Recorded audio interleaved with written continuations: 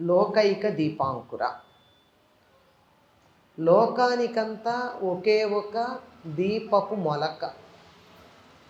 అంటే లోకానికంతా వెలుగునిచ్చేటటువంటి చిన్న దీపం. ఆ చిన్న దీపమే మొలక అనడంలో అర్థం ఏమిటంటే మొలక పెద్దదవుతుంది. మొలక అంటే తెలుసు కదా, అంకురం, గింజలో నుంచి వచ్చేటటువంటిది. అది తరువాత పెరుగుతుంది, ఇప్పుడు చిన్నది ఉన్నా విజృంభిస్తుంది.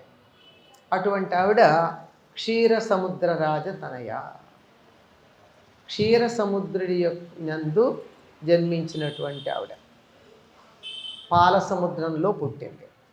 లక్ష్మీదేవి ఒక్కొక్క యుగంలో, అంటే ఒక్కొక్క కల్పంలో, గట్టిగా చెప్పాలంటే ఒక్కొక్క కల్పంలో ఒక్కొక్క చోటు నుంచి ఆవిర్భవించింది. మీకు ఎప్పుడైనా సందేహం రావచ్చు, అమ్మవారు మారేడు దగ్గర జన్మించిందంటారు. జాత వేదసే సునవామ సోమ మరాతీయతో నిదహాతి వేద అని శ్రీ సూక్తంలో చెప్తాం. అగ్ని నుంచి ఆవిర్భవించిందంటారు, పద్మంలోంచి ఆవిర్భవించిందంటారు, ఆకాశం నుంచి ఆవిర్భవించిందంటారు, పాల సముద్రంలోంచి ఆవిర్భవించిందంటారు. ఇదేమిటి అంటే ఒక్కొక్క కల్పంలోనూ ఒక్కొక్క చోటు నుంచి ఆవిర్భవించింది. పాల సముద్రంలో ఆవిర్భవించటానికన్నా ముందు అది ఎప్పుడు జరిగిందంటే మొన్న వైవస్వత మన్వంతరంలో, మనకి చాలా దగ్గరగా ఉన్నటువంటి కాలంలో. ఇదే మొన్ననే, ఇంతకుముందు ఇదే మనం సంకల్పంలో అదే చెప్పుకుంటాం కదండి. వైవస్వత మన్వంతరే కలియుగే ప్రథమ పాది అని. ఇది జరుగుతున్నటువంటి 7వదైనటువంటి వైవస్వత మన్వంతరంలో లక్ష్మీదేవి ఆవిర్భవించింది పాల సముద్రంలో. ఆ లక్ష్మీదేవి అట్లా ఆవిర్భవించడానికన్నా ముందు ఎందుకు అసలు పాల సముద్రంలోంచి పుట్టాల్సి వచ్చింది అంటే ఆవిడ్ని అవమానం చేశాడు ఇంద్రుడు.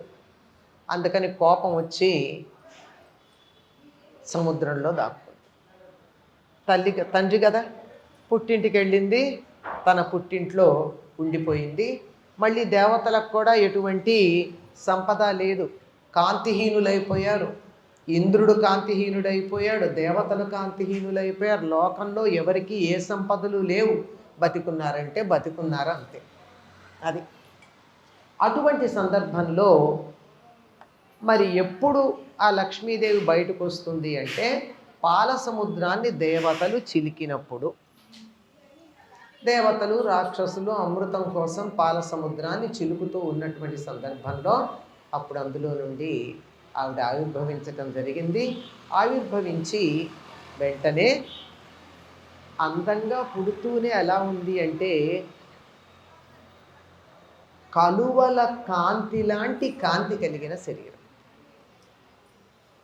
అంటే కలువలు మామూలుగా నల్ల కలువలు అనుకుంటాం కాదు, లేత ఎరుపు రంగులో ఉండేటటువంటి కలువలు. ఆవిడ పుట్టంగానే ఆవిడికి స్నానం చేయించడానికి దేవతలందరూ వచ్చారు, దేవకాంతలంతా. ఈ నీళ్లు సరిపోవు ఆవిడికి స్నానం చేయించడానికి. అందుకని ఆకాశగంగని దిగ్గస్థిభి కనకధార అని చెప్తారు కదా, కనక కుంభ అని. అంటే బంగారు కలశాలతో ఆ దిగ్గజాలు ఆకాశగంగ నీటిని తెచ్చాయి. దేవకాంతలు ఆవిడికి స్నానం చేయించారు. స్నానం చేయించేటప్పటికి ఆవిడ అద్భుతమైనటువంటి సౌందర్య రాశిగా పాల జలనిధి పైన పసనైన వెన్నెల అన్నట్టు ఆవు పాలు లేత పసుపు రంగులో ఉంటాయి, దాని మీద మేగడ కూడా కొంచెం పసుపు రంగులో ఉంటుంది. అటువంటి పాలని అలా కాస్తే పైన ఉండేటటువంటి లేత పసుపు రంగు మేగడ ఎలా ఉంటుందో అట్లాంటి కాంతితో ఉంది ఆవిడ. అందులోంచి పుట్టినప్పుడు అన్నమయ్య వర్ణిస్తాడు, ఈ పాటలు పాడే వాళ్ళందరికీ తెలుసు. అలాంటి శరీర కాంతితో, బంగారు వర్ణంతో, మెడలో పద్మాల దండతో అందంగా ప్రకాశిస్తూ ఉన్నటువంటి ఆవిడ్ని చూసి సముద్రం చిలుకుతున్నారు కదా దేవతలందరూ. ఇటువంటి స్త్రీ నాకు భార్య అయితే బాగుండు అని అందరూ ఆవిడ వంక అనుకున్నారట. కానీ ఆవిడ ఏం చేసింది, ఒక్కొక్కళ్ళని చూసింది. వీడు పనికిరాడు, వీడు పనికిరాడు, వీడు పనికిరాడు, వీడు పనికిరాడు. ఇది గుర్తుపెట్టుకోవాలి మనం. ఎందుకంటే లక్ష్మి ఎవరి దగ్గర ఉండదు అన్న తెలియడానికి లక్ష్మీదేవి ఎవరెవరిని వీళ్ళు పనికిరారని పక్కకు పెట్టిందో వాళ్ళందరినీ లెక్క పెట్టుకోవాలి. ఇంద్రుడు ఎప్పుడూ ఓడిపోతూ ఉంటాడు. అప్సరసల వెంట అప్సరసల నృత్యాన్ని చూస్తూ ఉంటాడు. శివుడు బూడిద పూసుకుంటూ ఉంటాడు. కుబేరుడు చర్మం ముడతలు పడిపోయి ఉంటుంది ఆయనకి. ఇలా ఒక్కొక్కళ్ళని చూసుకుంటూ భౌతిక రూపమే కాదు వాళ్ళ మనస్తత్వాలు కూడా ఆవిడ బాగానే బేరీజు వేసింది. వేసి ఏ లోటు లేనివాడు ఎవరయ్యా అని చూస్తే ముకుంద ప్రియా, ముకుందుడు విష్ణుమూర్తి కనిపించాడు. ఆయనని ప్రేమగా ఇష్టపడింది. ఆ విధంగా పాలసముద్రంలో నుంచి ఉద్భవించి తన భర్తతో కూడుకుని ఉన్నటువంటి లక్ష్మి వరలక్ష్మి.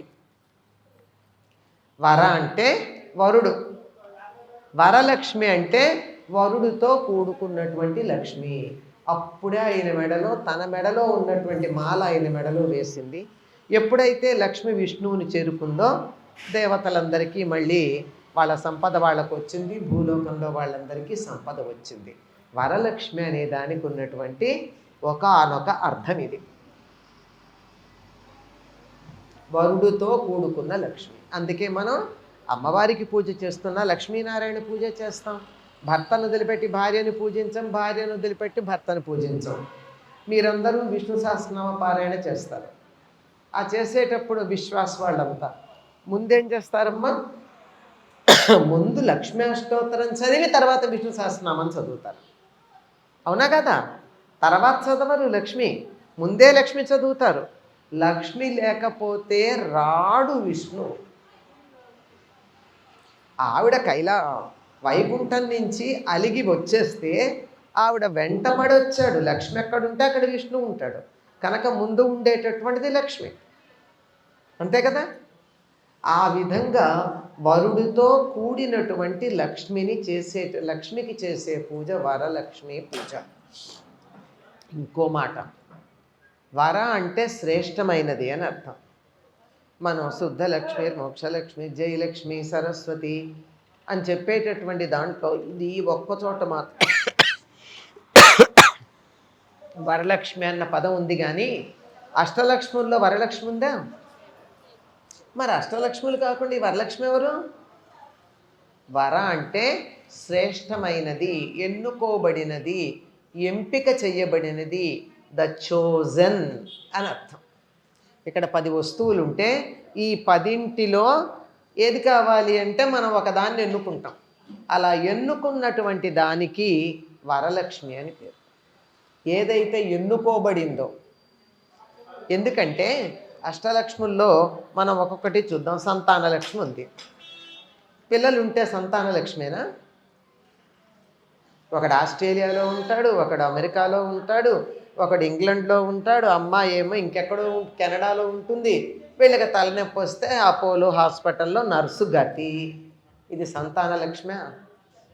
సంతానం మాత్రమే లక్ష్మి కాదు. అవునా కదా? సంతాన లక్ష్మి అవుతుంది. విద్య, కర్ణుడి విద్య లాంటిది.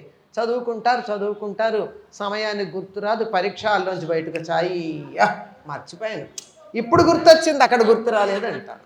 ఏం లాభం? అంతేనా? ఇది ధాన్యలక్ష్మి. ఇంట్లో బోల్డు, ఇంటి నిండా ఉంది, కానీ నా ఒంట్లో కూడా చక్కెర ఫ్యాక్టరీ నేను ఏం తినగలను? అంచేత ధాన్యలక్ష్మిని కూడా నేను అనుభవించట్లా. ధనలక్ష్మి స్విస్ బ్యాంక్లో పెట్టాను, ఇక్కడేమో వానలు పడుతున్నాయి, ఇంట్లోంచి బయటికి రావడానికి వీళ్ళేదో గ్యాస్ అయిపోయింది. ఎట్లా? లాభం లేదు. చేతికి ఉపయోగపడాలి, అప్పటికప్పుడు నేను వాడుకోవడానికి ఉపయోగపడేదే. ధనం వసు, ధనమగ్నిర్ధనం, ఇంద్ర ధనం వసు కదా మనం చెప్తాం. ధనం అంటే ఇప్పటికిప్పుడు మనకు ఉపయోగపడేది ధనం. అది కాకుండా లేకపోయాక ఏం లాభం? అది కాక మర్చిపోయామనుకో స్విస్ బ్యాంక్ కోడ్, వాళ్ళకే వెళ్ళిపోతుంది. పిల్లలకి చెప్పలేదనుకో ఆ దేశం అనుభవిస్తుంది. స్విట్జర్లాండ్లో ధనం అంతా వాళ్ళ దేశానికి సంబంధించింది. అక్కడ సంగతి చెప్పనా, ధనం ఎందుకు అక్కడికి ఎడుతుందో? 2 కారణాలు. అక్కడున్న వాళ్ళకి దేశభక్తి ఉండి అక్కడ ఆవుల్ని పెంచుతారు. ఈ 2 కారణాలుగా ధనం అక్కడికి వెళ్తుంది. ఈ దేశభక్తి ఏమిటంటే ఈ స్విస్ బ్యాంక్లో ఉండేటటువంటిది ఎన్నో కొన్ని సంవత్సరాల లెక్క ఉంటుంది. అన్ని సంవత్సరాలు అయిపోయి ఎవరు క్లెయిమ్ చేయకపోతే వాళ్ళు అనౌన్స్ చేస్తారు. అనౌన్స్ చేసి ఫలానా పేరు మీద ఉంది కానీ కోడ్ చెప్పాలి, ఇలా ఉంది, ఎవరెవరికి కావాలి, మీ ధనాలు మీరు పట్టుకెళ్ళండి అని చెప్తారు. చాలా సమయం ఇస్తారు. ఎవరు రాకపోతే ఓపెన్ చేసి బయట పెడతారు. అలా పెడితే వచ్చినటువంటి ధనాన్ని అనౌన్స్ చేసింది ప్రభుత్వం. ఏమనంటే, ఇంత ఉంది, దీన్ని గనక పంచితే ప్రతి మనిషికి ఇన్ని యూరోలు వస్తాయి, మీరు వద్దనుకుంటే దేశానికి అభివృద్ధి చేయడానికి మేము దాన్ని ఉపయోగపెడతాము అని. 70%కి పైగా, 70-80% పైగా మాకక్కర్లేదు, దేశాభివృద్ధికి ఉపయోగించమన్నారు. ఒక 20% మంది ఇవ్వండి అన్నారు. ఈ 70% మంది ఏం చేశారో తెలుసా? ఈ 20% మంది ఎవరెవరు మాకు ఇవ్వండి అని అడిగారో వాళ్ళకి ప్రభుత్వ పథకాలేవి అందకుండా చూడమని ఒక అప్లికేషన్ పెట్టారు. ఇది దేశభక్తి. అదా ధనం అలా వాడారు వాళ్ళు. అక్కడికి మరి ధనం వెళ్ళదా? మళ్ళీ కావాలన్నా అక్కడికే ధనం చేరుతూ ఉంటుంది. సరే, ఆవుల్ని పోషిస్తారు వాళ్ళు, వాళ్ళ సంపదే ఆవులు, ఆవుల్ని గౌరవిస్తారు కనుక అక్కడ ధన సంపద ఉంటుంది. అటువంటి ధనం అక్కడుండి ఇక్కడ మనం కోడ్ ఇవ్వకపోతే ఏమైపోతారు? వేస్ట్. కనుక ధనము ఉపయోగపడదు. ఇట్లా మనకున్నటువంటి ధనాలు ఏవైతే ఉన్నాయో, డబ్బని మనం దేన్ని అనుకుంటున్నామో, ఇవన్నీ అనుభవించటానికి తగిన అర్హత ఇచ్చేది వరలక్ష్మి. అది ఈ శ్రేష్టమైన లక్ష్మి ఏం చేస్తుందంటే, మనకున్న ఈ అష్టలక్ష్ములు అనుభవించే యోగ్యత ఇస్తుంది. అది లేకపోయాక అష్టలక్ష్ములు ఉంటాయి, ఏదో చూస్తాం కదండి, సంపాదిస్తారు, సంపాదించి జైల్లో కూర్చుంటే వాళ్ళ పిల్లలు అనుభవిస్తారు, కానీ వీళ్ళకి చెప్పకూడే. వీళ్ళు ఏం చెయ్యాలి? బంగారపు కమోడ్లు పెట్టుకున్న వాళ్ళు ఇనప చూపలు లెక్క పెడుతూ సిల్వర్ బొచ్చల్లో తిన్నారు. మనకే తెలుసు. వాళ్ళ పిల్లలు అనుభవిస్తారు, వీళ్ళకు ఉండదు.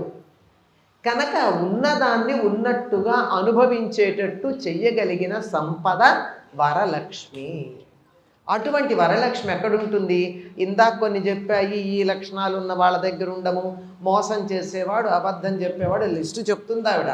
మోసగాళ్ళ దగ్గర, అబద్ధం చెప్పే వాళ్ళ దగ్గర, ఇతరుల సొమ్ము హరిద్దాం అనుకునే వాళ్ళ దగ్గర, మాకే ఉండాలనే స్వార్థపరులైనటువంటి వాళ్ళ దగ్గర నేను ఉండను అని చెప్పింది కదా. మరి ఉండేది ఎక్కడా? ఉండనని చెప్పిన చోట్లు బాగానే ఉన్నాయి. చెప్తారు కదా, లక్ష్మి ఎక్కడ ఉండదో చెప్పింది. ఇంట్లో దెబ్బలాడుకునే ఇంట్లో ఉండదుట ఆవిడ. తర్వాత ఎప్పుడు ఒకళ్ళ మీద ఒకళ్ళు రోషంతో ఇలా కోపం చూపులు చూసుకుంటూ ఉండే చోట ఉండదుట. ఇంట్లో శుభ్రం లేకపోతే ఉండదట. ఇలా ఏవో కొన్ని చెప్పింది. మరి ఆవిడ ఉండాలంటే ఇల్లు అశుచిగా పెట్టుకుని దెబ్బలాడుకుంటూ ఒకళ్ళనొకళ్ళు ఈసడించుకుంటూ చికాకు పడుతూ మొహం ముట్టమట్లాడించుకుంటూ నేతి గిన్నె కరగబెట్టుకోవాలంటే మొహం మీద పెడితే చాలు, స్టవ్ అక్కర్లా. అలా ఉంటాయి కొంతమంది మొహాలు. అంత ముట్టమట్లాడించుకుంటూ ఉంటే ఎలా ఉంటుంది? ఇలాంటివన్నీ లేనటువంటి దగ్గర నేను ఉంటానని చెప్పడానికి ఈ చారుమతి కథ మనకు. ఆవిడ పేరేమిటి? చారుమతి. మంచి బుద్ధి కలది. అది ఆవిడ ఉన్న నగరం పేరు కుండినం, వాళ్ళ రాజ్యం పేరు మగధ రాజ్యం. చూడండి, రాజ్యం ఉంది, ఊరి పేరుంది, ఆవిడ పేరుంది. ఆవిడ భర్త పేరుందా? మామగారి పేరుందా? మన పిల్లలు ఎవరన్నా ఈ దేశంలో ఆడవాళ్ళకి ప్రాధాన్యం లేదు అని ఎవరన్నా అంటే ఈ కథ సంగతి చెప్పాడు.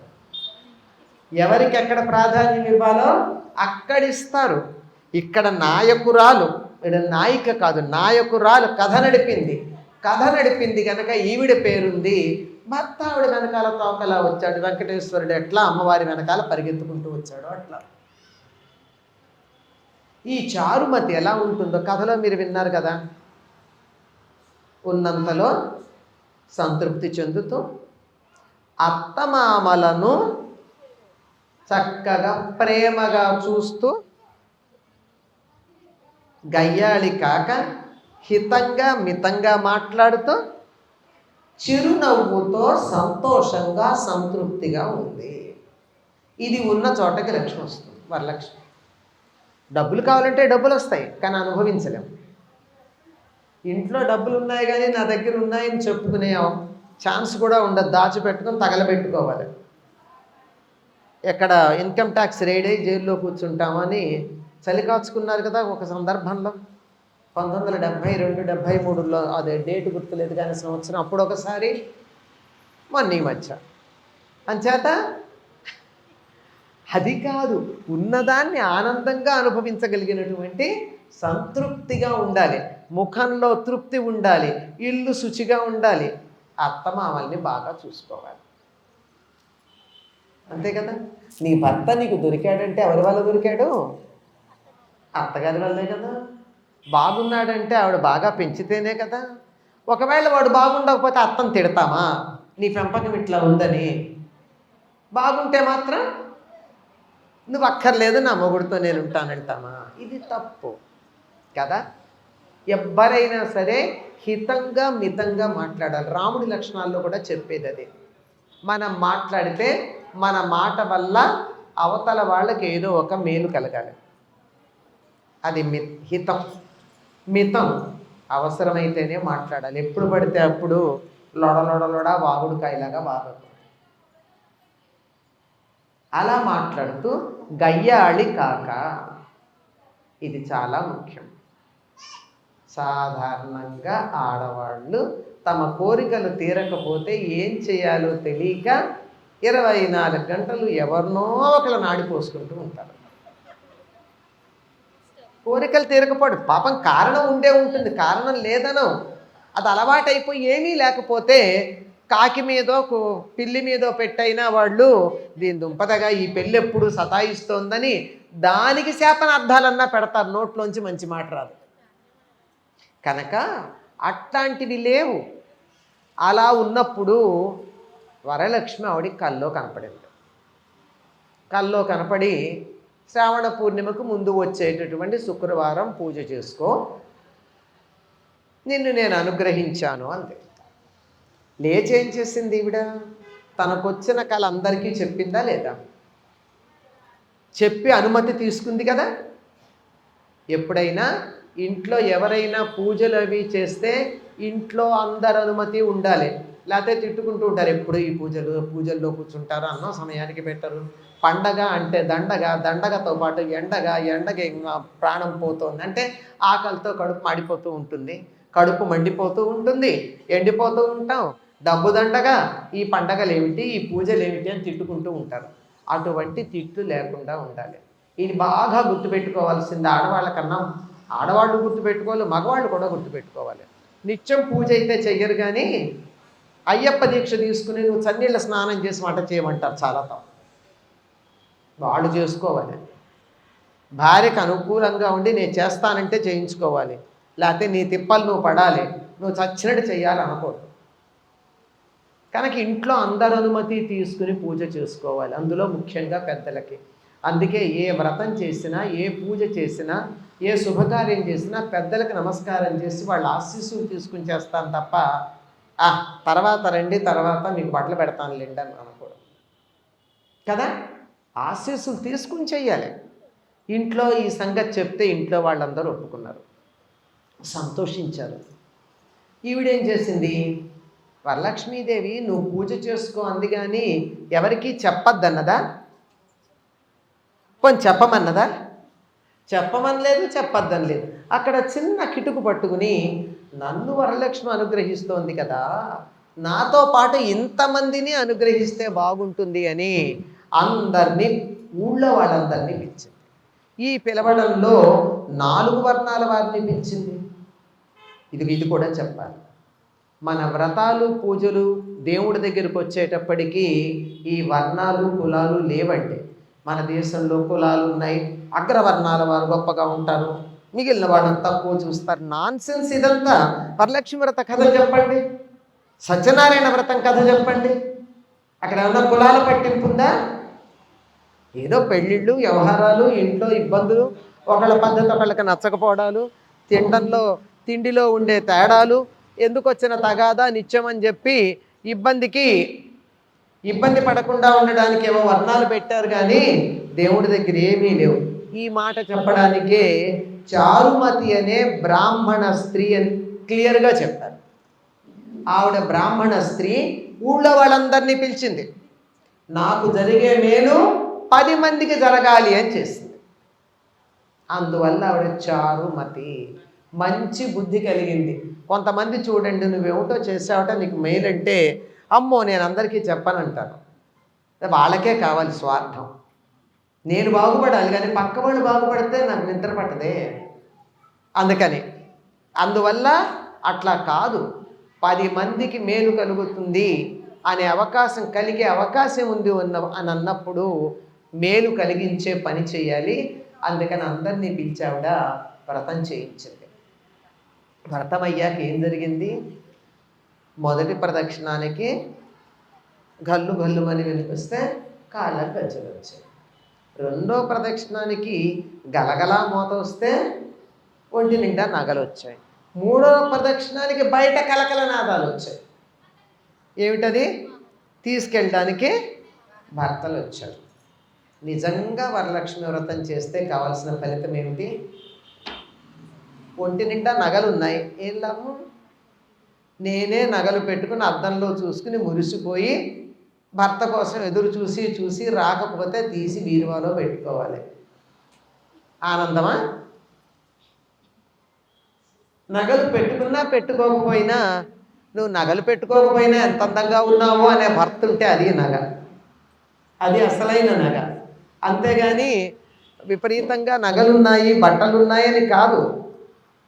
సంతోషాన్ని పంచుకోవడానికి భర్త ఉండాలి. వీళ్ళు వ్రతం చేసుకోవడానికి వచ్చేటప్పుడు ఎట్లా వచ్చారో మనకి తెలియదు. నడుచుకుంటూ వచ్చారా? భర్తలు దింపారా? వాళ్ళకేమన్నా వాహనాలు ఉన్నాయా? తెలియదు. కానీ ఈ వ్రతం పూర్తయ్యేటప్పటికి వాళ్ళు వాహనాలు తీసుకొచ్చారు భార్యను తీసుకెళ్ళడానికి. ఇది కదా కోరుకోవాల్సింది. భార్య ఎక్కడికన్నా వెడితే పాపం ఎలా వస్తుంది? నేను వచ్చి తీసుకొస్తాను అని చెప్పి రావడం అన్నది నిజం. భార్య నుండి దూరంగా ఉండకుండా తీసుకెళ్ళడానికి భర్తలు రావడం ఉందే, ఇది అసలైన ప్రయోజనం. వీడు దుంపదగా నగలు ఉంటే ఎంత, లేకపోతే ఎంత. మరి గాథా సప్తశతిలో ఒక చిన్న గాథ ఉంటుంది. గాథ చిన్నది. గాథ అంటే ఒక చిన్న ద్విపదలాగా 2 లైన్లో 4 లైన్లో ఉండేటటువంటి ఛందస్సు. అందులో ఏమంటారు? కొత్తగా పెళ్ళైన ఈ అమ్మాయి ముత్యాలు కూడా భర్త ఇవ్వకపోతే ఎంత ఆనందంగా ఉందో అని అంటారు. ఇదేమిటి ముత్యాలు ఇవ్వకపోతే ఆనందంగా ఉండడం అంటే? అంతకుముందు వేటకెళ్ళేవాడు, ఏనుగుని వేటాడినప్పుడు ఏనుగు కుంభస్థలంలో ఉండే ముత్యాలు కింద పడేవి, తీసుకొచ్చి ఇంట్లో ఇచ్చేవాడు. ఈ అమ్మాయిని పెళ్లి చేసుకున్నాక వేటకెళ్ళడం మానేశాడు. అంటే భార్యను వదిలిపెట్టి అడవికి వేటకు కూడా వెళ్ళలేదు.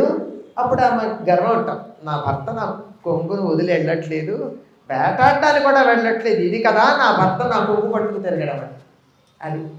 అంతేగాని నగలు తెచ్చి ఇచ్చేసి ఎప్పుడూ ఎక్కడో తిరిగే భర్త కన్నా అప్పుడప్పుడు అనుమానించాలండి.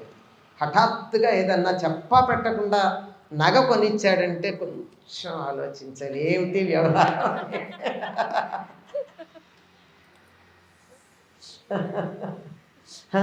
కనుక నగలు కాదు ముఖ్యం, భర్త తన కోసం రావడం ఉందే ఇది ముఖ్యం. ఇది విన్నాక వాళ్ళందరూ సంతోషించి ప్రతి సంవత్సరం వరలక్ష్మి వ్రతం చేసుకున్నారు, ఆనందంగా ఉన్నారు. ఊళ్ళో వాళ్ళే కదా అందరూ ఉన్నారు, అందరూ చారుమతిని మెచ్చుకున్నారు. ఈవిడ అసలు పేరు ఏమిటో కానీ ఆవిడ మాత్రం చారుమతి, మంచి బుద్ధి కలిగి. ఈ వ్రతం చేసుకున్నాక జీవితంలో ఒక్కసారి చేసుకున్నా చాలు. ప్రతేటా చేసుకుంటాం, దీనికే నియమం లేదు. ఎవరో అడిగారు, మా ఇంట్లో వరలక్ష్మి వ్రతం లేదండి, మేము చేసుకోవచ్చా? బేషుగ్గా చేసుకోవచ్చు. మంగళగౌరి వ్రతమే అత్తగారింట్లో ఉంటే చేసుకోవడం, చేసుకోకపోవడం అన్న, కానీ వరలక్ష్మి వ్రతం భేషుగ్గా చేసుకోవచ్చమ్మా, ఎప్పుడైనా చేసుకోవచ్చు. దీనికో ఉద్యాపన లేదు, వ్రతం పట్టడం అనేటటువంటి నియమం లేదు. మధ్యలో ఒక ఏడాది వీలు కాకపోతే మానేస్తామా, పర్వాలేదు. దానికోసము ఏవేవో మొఖాలు పెట్టి అవి పెట్టి ఇవన్నీ పెట్టుకుంటే మాత్రం కంటిన్యూ అవ్వాలి. పసుపు గౌరిదేవిని కలశాన్ని పెట్టుకుని చేసుకునే దానికైతే ఎటువంటి నియమం లేదు. కానీ వ్రతం అన్న పదానికే ప్రవర్తన సర్దుకోవడం అని అర్థం. ప్రవర్తన నియమావళి. దీని ప్రవర్తన నియమం ఏమిటి అంటే అత్తమామల్ని చూసుకోవాలి. వాళ్ళని ఓల్డేజ్ హోమ్లో పెట్టి ఇక్కడ వరలక్ష్మి వ్రతం చేసుకుంటే ఎన్నేళ్ళు చేసినా ఇంతే, అంతే కదా. అత్తమామలు కావచ్చు, అమ్మా నాన్న కూడా కావచ్చు. ఆడపిల్లలు అమ్మా నాన్నలను కూడా చూసుకోవాల్సిన పరిస్థితి ఉంది. అట్లాంటప్పుడు కానీ భర్త కాదంటే వరలక్ష్మి వ్రత కథ చెప్పండి. మనకి లక్ష్మి ఉండదయ్యా, అమ్మా నాన్నకి నేనే గతి చూడాలి కనుక నేను చూడకుండా వాళ్ళని వృద్ధాశ్రమాల్లోనో ఇంకేవో హౌసెస్ ఉన్నాయి, చాలా పేర్లు వద్దులేండి, అట్లాంటి చోట కనుక పెట్టినట్టయితే తృప్తి ఉండదు అని చెప్పాలి. కనుక పెద్దల్ని చూసుకోవాలి. రెండోది, ఉన్నంతలో తృప్తిగా నవ్వుతూ ఉండాలి. గయ్యాళిగా ఉండకూడదు, ఎవరితోనూ పోట్లాడకూడదు. ఇంట్లో పోట్లాట ఉన్న ఇంట్లో లక్ష్మీదేవి ఉండదు, అనుమానం లేదు. వాళ్ళ అక్కగారు వచ్చి కూర్చుంటుంది, అబ్బా నన్ను పిలిచారు అనుకుంటుంది ఆవిడ హ్యాపీగా కదా. తర్వాత మనకి మేలు కలుగుతుంటే 10 మందికి మేలు కలిగించాలి. నాకు మాత్రమే ఉండాలన్న స్వార్థం ఉన్న చోట కూడా లక్ష్మీదేవి ఉండదు. తర్వాత పూజలకి వర్ణ నియమం ఏమీ లేదు, శుచి మాత్రం ఉందండి. మా వర్ణంలో మేము అంటూ ముట్టు పాటించమంటే వాళ్ళు పూజకు పనికిరారు. శుచిగా ఉంటే మాత్రం వర్ణ భేదం లేకుండా అందరూ పూజ చేసుకోవచ్చు. దీనికి ఫలితం ఒంటి మీద బంగారమే కాదు, భర్త కొంగు పట్టుకొని వదలడం. ఇది వరలక్ష్మి అసలైనటువంటి సంపద. ఇటువంటి సంపదని మనమంతా సామూహికంగా చేసుకున్నాం. నిజానికి ఇవన్నీ సామూహికంగా చేసుకోవాల్సింది. మొట్టమొదటిసారి చారుమతి ఎలా చేసిందండి, అందరినీ పిలిచి చేసింది కదా. సామూహికంగా చేసుకుంటే ఎక్కువ ఫలితం ఉంటుంది. నేను ఒక్కళ్ళే చేయడం కాదు, ఇంతమంది చేయిస్తాను అనుకునే వాళ్ళకి ఇంకా ఎక్కువ ఫలితం ఉంటుంది. దాన్నే చారుమతి అని అంటారు కదా, మంచి బుద్ధి కలిగింది అనే ఉద్దేశంతో. కనుక వీలైనంత వరకు సద్బుద్ధి కలిగి ఉండి పెద్దల్ని గౌరవిస్తూ ఉన్నంతతో తృప్తి పడితే కావలసినంత సంపద ఉంటుంది, అసలైన ఐశ్వర్యం ఉంటుంది. అదే వరలక్ష్మి, ఆవిడ అనుగ్రహం మనకి పరిపూర్ణంగా ఉంటుంది అని చెప్తూ లక్ష్మీదేవిని ప్రార్థించుకుంటూ సర్వమంగళ మాంగళ్యే శివే సర్వార్థ సాధికే శరణ్యే త్రయంబకే దేవి నారాయణి నమోస్తుతే. సర్వం శ్రీ లక్ష్మీనారాయణ చరణారవిందార్పణమస్తు. స్వస్తి.